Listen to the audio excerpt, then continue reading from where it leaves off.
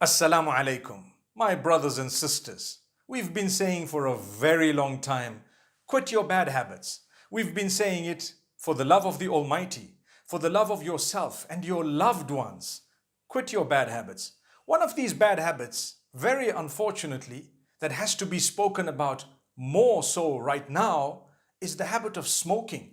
Be it cigarettes, be it the shisha, the e-cigarettes, the vaping, or any other drug. My brothers and sisters, quit now.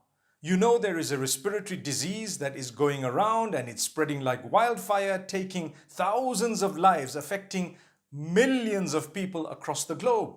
We need to improve our immune system and ensure that we do not compromise the respiratory system within ourselves. So my brothers and sisters, I plead with you once again, cut out smoking completely. Not only will you please the Almighty, but you will also be doing yourself a very, very great favor.